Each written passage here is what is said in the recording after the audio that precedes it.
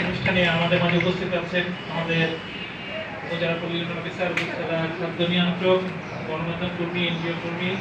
উপস্থিত আছেন আমাদের মাঝে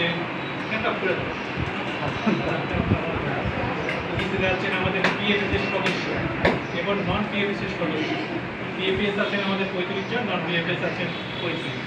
আমাদের কাছে আমাদের উপস্থিত আছেন আমাদের উপসহকারী কৃষি কর্মকর্তা, অতিরিক্ত কৃষি অফিসার। সবাইকে আসসালামু আলাইকুম।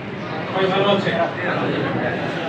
আমরা এখানে আজকে মূলত উপস্থিত হয়েছি একটা কৃষক সমাবেশ করার জন্য। আপনারা জানেন আমাদের মাঠে 22টি পিএফএস আছে। পিএফএসটা কি? পার্টনার ফিল্ড স্কুল আছে না? Partner field school. প্রত্যেকটা স্কুলে কিন্তু আমরা ব্যাংক অ্যাকাউন্ট করিয়েছি।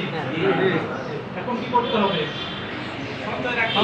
সঞ্চয় করতে হবে, সমিতি করা লাগবে, তাই না? এর জন্য সমবায় অফিসার আমাদের মাঝে আসবে। উনি আপনাদেরকে বিস্তারিত বলবেন কিভাবে আপনার সমিতি চলবে, ঠিক আছে, কিভাবে রেজিস্ট্রেশন করবেন, কিভাবে আপনার সভা আহ্বান করবেন, কিভাবে রেজুলেশন করবেন, আয় বর্ধন কাজে কিভাবে সহযোগিতা করবে, সেগুলো বিষয় নিয়ে আপনাদের সাথে কিন্তু কথাবার্তা বলবেন। আমাদের মাঝে উপস্থিত থাকবেন আমাদের এই প্রকল্পে মনিটরিং কর্মকর্তা জনাব মোহাম্মদ মাসুদ আহমেদ স্যার। ইতিমধ্যে রওনা দিয়েছেন, কিছুক্ষণের মধ্যে আমাদের মধ্যে চলে আসবে। স্যার প্রকল্প সম্পর্কে আপনাদেরকে অবহিত করবে। এই প্রকল্প বা প্রোগ্রাম যেটাই বলে সেটা বিষয়ে আপনাদেরকে অবহিত করবে। আমাদের অতিরিক্ত কৃষি অফিসার আছে, আমাদের যে কার্যক্রমগুলো আছে সেগুলো বিষয়ে আপনাদেরকে আলোচনা করবে। জেলা থেকে আমাদের জেলা প্রশিক্ষণ কর্মকর্তা আসবেন, আমাদের উপপরিচালক স্যার আসবেন, আপনাদের সাথে কথা বলবেন। আজকে আমরা মূলত এখানে উপস্থিত হয়েছি একটা কারণ, যে আমার এই যে 22টা পিএফএস বা পার্টনার ফিল্ড স্কুল আছে, সেগুলো হচ্ছে অভিজ্ঞতা বিনিময়।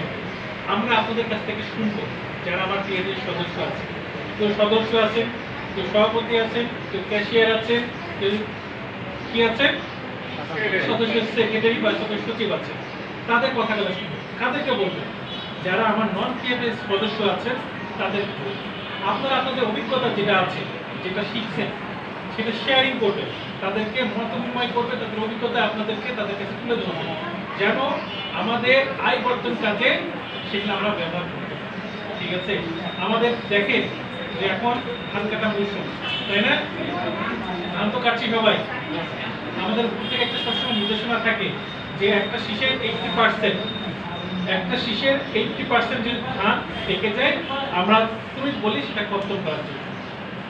আপনি কর্তন করেছেন? করেননি? মাঠে অসংখ্য ধান পাকা,